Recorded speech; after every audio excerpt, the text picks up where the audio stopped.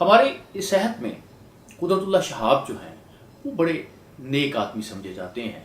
انہوں نے بہت اعلیٰ عہدوں میں رہے، لیکن ان اعلیٰ عہدوں کے باوجود بھی جو ان کے بدترین مخالف ہیں وہ ان پہ یہ الزام نہیں لگا سکے کہ انہوں نے کوئی کرپشن کی، انہوں نے کوئی بددیانتی کی. ججمنٹس کی غلطیاں انسانوں سے ہوتی ہیں، ممکن ہے وہ ان سے بھی ہوئی ہوں. ان کی بہت سی باتوں سے ہمیں بھی اختلاف ہو سکتا ہے، بہت سے لوگوں کو بھی اختلاف ہو سکتا ہے. تو انہوں نے ایک حج کیا، اور وہ حج جو ہے اس میں بہت سی ایسی باتیں ہیں، بہت سی ایسی رمز کی باتیں ہیں جو بیان کرنے کی ضرورت ہے. اب یہ حج جو ہے یہ انہوں نے ممتاز مفتی صاحب کے ساتھ کیا. ممتاز مفتی صاحب نے اس حج کی رودات جو ہے وہ اپنی کتاب لبیک میں بیان کی ہے. لبیک ایک بڑی زبردست کتاب ہے، اس پہ بڑے اعتراضات بھی ہوئے، اس پہ لوگوں نے احتجاج بھی کیا. اس میں جو اللہ کے ساتھ ان کی ایک فرینکنس ہے وہ لوگوں کو پسند بھی نہیں آئی. لیکن بہرحال یہ ایک بڑی بہت ہی زبردست کتاب ہے. ممتاز مفتی صاحب جو ہیں وہ یہ بیان کرتے ہیں کہ میرے ذہن میں کوئی حج کا خیال نہیں تھا. ایک دن ہوا یہ کہ میں راولپنڈی کے فوارہ چوک میں سے گزر رہا تھا، رات کا وقت تھا، تو ایک مست نے مجھے روکا اور روک کے اس نے یہ کہا کہ تم جو ہو حج پہ جاؤ گے. میرے ذہن میں تو انہوں نے کہا کوئی ایسی بات نہیں تھی کہ میں حج میں جاؤں گا یا نہیں جاؤں گا. تو میں نے کہا یہ ایسی بات کر رہا ہے. تو میں نے ایک چونی نکال کے اس مست کے ہاتھ پہ رکھ دی. اس نے اپنی ساری ریزگاری مجھے واپس دی اور یہ کہا کہ نہیں یہ تمہیں ضرورت ہے کیونکہ تم حج پہ جا رہے ہو. تو یوں ممتاز مفتی صاحب کے جو ذہن ہے اس میں ایک بات آئی کہ وہ حج پہ جائیں گے. اس کے بعد انہوں نے اپنے چچا کو خواب پہ دیکھا جس میں وہ ان کا وہ ٹکٹ لے کے کھڑے ہیں، دوسری چیزیں لے کے کھڑے ہیں اور انہیں بتا رہے ہیں کہ وہ حج پہ جا رہے ہیں. اس طرح کی کچھ وارداتیں جو ہیں وہ ممتاز مفتی صاحب کے ساتھ ہوئیں اور اس پہ انہوں نے یہ اندازہ لگایا کہ وہ حج پہ جا رہے ہیں. اور اس زمانے میں قطب اللہ شہاب جو تھے وہ ہالینڈ میں سفیر تھے، تو انہوں نے بھی انہیں مشورہ دیا کہ وہ عرضی ڈالیں تاکہ حج پہ جایا جا سکے. ممتاز مفتی صاحب نے عرضی ڈالی، وہ عرضی جو ہے وہ قبول نہیں ہوئی.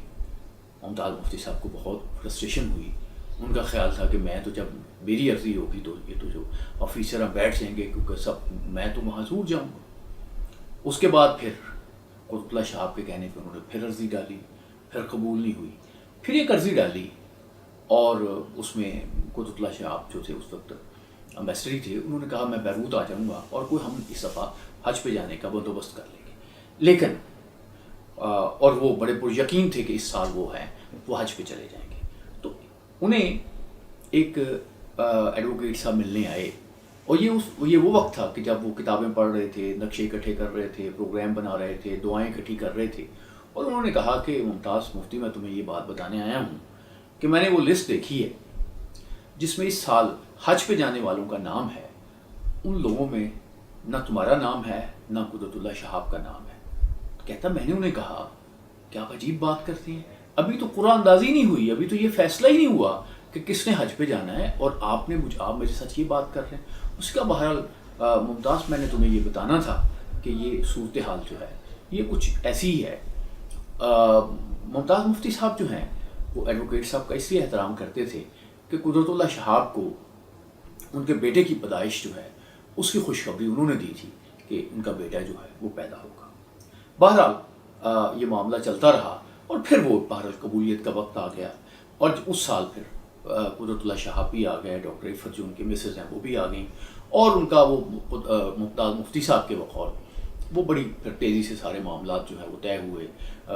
ویزا بھی لگ گیا، کاغذات بھی بن گئے، تیاریاں بھی مکمل ہو گئیں اور یہ لوگ جو ہیں یہ جہاز پہ بیٹھے وہاں سے مکہ معظمہ جو ہے وہاں پہ چلے گئے. مکہ معظمہ میں ان کا ایک بندوبست تو ہوا تھا کام کا، تو اور ان کا ایک اچھی جگہ پہ ان کی رہائش کا بندوبست تھا. تو وہاں جا کے قدرت اللہ شہاب جو ہیں وہ لیٹ گئے اور انہوں نے کہا کہ چلتے ہیں خانہ کعبہ آرام کرتے ہیں. تو اس پہ جو ہے ممتاز مفتی صاحب جو ہیں وہ بڑے ناراض ہوئے. وہ احترام بڑا کرتے تھے قدرت اللہ شہاب سے اور ان سے بات نہیں کرتے تھے، لیکن وہ غصے کا اظہار ضرور کرتے تھے اور اپنی کتاب میں بھی انہوں نے اس غصے کا اظہار کیا. انہوں نے کہا کہ میں نے غصے میں جو میز تھی کمرے میں پڑی ہوئی اس کو ٹانگ ماری کہ ہم یہاں پہ آئے ہیں، خانہ کعبہ کے قریب بیٹھے ہیں اور قدرت اللہ شہاب جو ہیں وہ ہمیں یہ کہہ رہے ہیں کہ نہیں چلتے ہیں ابھی ہم آرام کرتے ہیں. मुमताज़ मुफ्ती साहब लिखते हैं कि वो बड़े परेशान थे और एक तरह से बड़े गुस्से में थे, क्योंकि जो शहाब साहब हैं वो खाना काबा जाने के लिए तैयार नहीं थे। तो मैंने कहा कि मैंने जब गुस्से में टांग मारी मेज़ पे, तो मैंने दरवाजे में देखा तो डॉक्टर इफ़त जो हैं वो अहलिया कुदरतुल्लाह शहाब की, वो वहाँ पे खड़ी थी। तो वो मुझे देख के कहने लगी कि खैरियत तो है। तो मैंने जवाब दिया कि बिल्कुल नहीं। उनका वो संजीदा हुई, उनका क्या बात है? उन्हें कहा कि बात यह है कि क्या ये मक्का मुअज़्ज़मा नहीं है, हम ये क्या कर रहे हैं? तो इस पे डॉक्टर इफ़त जो है वंस पड़ी और उन्होंने कहा कि मुफ्ती साहब आप फिर हरम चले जाएं, तो इसमें क्या मसला है, आप चले जाएं। शहाब की तबीयत अच्छी नहीं है, आप अकेले हो आए। तो इस पे उन्होंने कहा, मुमताज़ मुफ्ती साहब ने, नहीं मैं अकेला तो नहीं जाऊंगा। तो अब उन्होंने कहा, डॉक्टर इफ़त ने कहा कि पता नहीं उनकी तबीयत कब ठीक हो, कब जाएं। तो कहता मैं पलंग पे बैठ गया और मैंने कहा कि नहीं, जब भी जाऊंगा तो फिर मैं उनके साथ जाऊंगा। फिर मैंने उनसे पूछा कि उन्हें तकलीफ क्या है।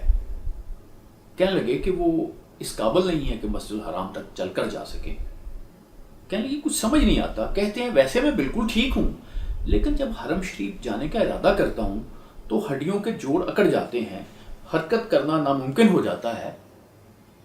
अरे डॉक्टर साहब ये कैसी बीमारी है? मैंने कहा डॉक्टर लोग सिर्फ दवाइयों से वाकिफ होते हैं, बीमारियों से नहीं। मैं समझती हूँ कि ये रेजिस्टेंस है, इसे इनकरेज नहीं करना चाहिए, वरना पता नहीं क्या से क्या हो जाए। क्यों ना उन्हें ज़बरदस्ती हरम शरीफ ले चले। डॉक्टर इफ़त ने कहा आइए। मैं सोच रहा था कि रेजिस्टेंस, कैसी रेजिस्टेंस, किसकी रेजिस्टेंस, किसके खिलाफ रेजिस्टेंस? चलिए उठिए। डॉक्टर इफ़त ने कुदरतुल्लाह शहाब के पास जाके ऐसे डांटा जैसे वो बच्चा हो। कुदरत ने बेबसी से हमारी तरफ देखा। नहीं, उन्होंने इशारे से कहा नहीं। डॉक्टर इफ़त ने कहा आप हरम शरीफ जा रहे हैं, अभी हमारे साथ चलिए, चाहे आपके जोड़ काम करें या ना करें, मगर आपको जाना है। और फिर हम चंद मिनट के बाद हम तीनों हरम शरीफ जा रहे थे। हम दोनों ने कुदरतुल्लाह को सहारा दे रखा था। वो बड़ी मुश्किल से कदम कदम चल रहे थे। हर 4 कदम के बाद एक सांस लेने रुक जाते थे। आधे घंटे में हमने 1 फरलांग की मुसाफत तय की। हरम शरीफ के करीब पहुंचकर कुदरत की हालत बेहतर होना शुरू हुई और वो बेसेहत हो गए और कहने लगे कि अगर तुम मुझे ज़बरदस्त न लाती तो मैं कभी ना आ सकता। कुदरत ने डॉक्टर इफ़त से कहा। उनकी आंखें शुक्रगुजारी के जज्बे से छलक रही थी। अब मैं ठीक हूँ, अब मैं चल सकता हूँ। डॉक्टर इफ़त ने फातिहाना मुस्कुराहट से कहा मैं इस रेजिस्टेंस से अच्छी तरह वाकिफ़ हूँ। और यूँ वो वहाँ पे जो है वो उनका दाखिला जो है हरम पाक में होता है। ये कैफियत है जो मैंने आपसे बयान की है।